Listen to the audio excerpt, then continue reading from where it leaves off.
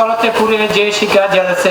শিক্ষাবিদ প্রকৃতি রঞ্জন দত্ত একাধারে একজন নিবেদিত প্রাণ শিক্ষক, সফল ক্রীড়াবিদ ও সমাজ সংস্কারক আছেন বলে উল্লেখযোগ্য। প্রোগ্রাম 13 আসনের সংসদ সদস্য সরোজ জামাল নিজাম। প্রকৃতি বাবু আমার একজন খুবই আপন এবং লোক ছিলেন, উনি খুব নীতিবান লোক ছিলেন। ওনার সাথে আমি অনেক বছর কাজ করেছি, বিগত 16 বছর আগে। যে ওনার একটা সচ্চরিত্রের লোক ছিলেন এবং যদিও হিন্দু ধর্মাবলম্বী ছিলেন, কিন্তু আমার ভাইয়ের মতো উনি ছিলেন। আমাকে অসম্ভব শ্রদ্ধা করতেন, আমি ওনাকে সম্মান করতাম।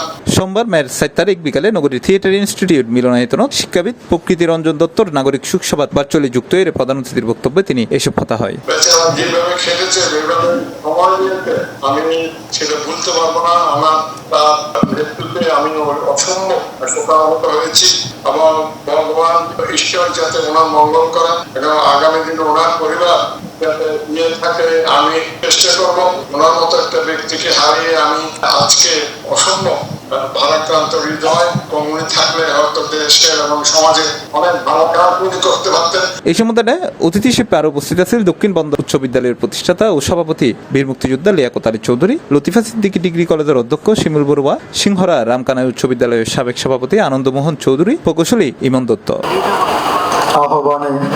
নাগরিক সুখ সভার আহ্বায়ক তাপস হরুর সভাপতিত্বে ও সাংবাদিক সরোজ আহমদের পরিচালনায় এর স্বাগত বক্তব্য রেখে কমিটির সদস্য সচিব জামাল উদ্দিন, সুখ প্রস্তাব পাটগজ্জি সাবের আহমদ চৌধুরী। তার নিজ গ্রাম কেয়াগড় সহ আশেপাশের গ্রামে অনেক তথ্য দিয়ে আমাকে সহযোগিতা করেছিলেন। মাস্টার প্রকৃতি রঞ্জন দত্ত মহোদয়কে তার মৃত্যুতে শিক্ষাঙ্গন, সামাজিক পরিমণ্ডল এবং সর্বস্তরের মানুষ এক অভিভাবক তুল্য ব্যক্তিত্বকে হারিয়েছে। আপনারা যারা আজকের শোক সভায় উপস্থিত হয়েছেন, আপনারা সকলেই প্রকৃতি রঞ্জন দত্তের আত্মার সদ্গতি কামনা করবেন এবং ওনার পরিবারের প্রতি আপনারা ওনার যারা আত্মীয় স্বজন বন্ধু বান্ধব রয়েছেন, যারা এখানে উপস্থিত হয়েছেন, তারা সকলেই ওনার পরিবারের প্রতি শুধু সমবেদনা জ্ঞাপন করলে হবে না, পরিবারের সুখে দুঃখে আপনারা পাশে থাকবেন। এছাড়াও প্রকৃতি রঞ্জন দত্তর লই স্মৃতিচারঙ্গজি, সাগর মিত্র, সাংবাদিক আলী রহমান, মোহাম্মদ আক্তার নবী চৌধুরী, অধ্যাপক নারায়ণ চৌধুরী, যিশু দাস, অধ্যাপক কৃতি দত্ত সহ আরো বোধকাই। বিশেষ করে আমাদের এমপি মহোদয়ের সাথে, যদিও উনি একজন দলের সরাসরি নেতা,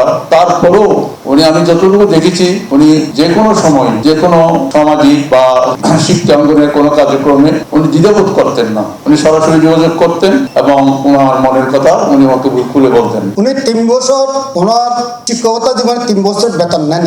উনি না, ওনার যারা শিক্ষক ছিলেন তারাও 3 বছর বেতন পায়নি। তার মানে স্কুলে এমন অবস্থা হয়ে গেল, বিনা পয়সায় ছাত্রীরা লেখাপড়া করছে। তাহলে আর গ্রামের কোনো যাদের নামে স্কুলটা ছিল ওরা ইন্ডিয়াতে বসবাস করে, ওরা কোনো ছাত্র না। পরবর্তীতে আমি কিছু দাম তুলনার বেতনের ব্যবস্থা করতাম।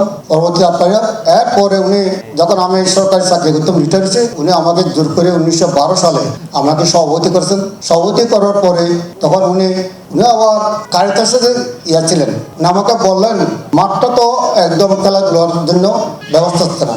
আমরা কজন নবীন মাঝি হাল ধরেছি শক্ত করে, তীর হারাইয়ে দেবর সাগর পাড়ি দেবরে। ঠিক 2014 সালের জানুয়ারি মাসে 8 জন নবীন মাঝি, আমরা 2 জন ছিলাম প্রবীণ মাঝি।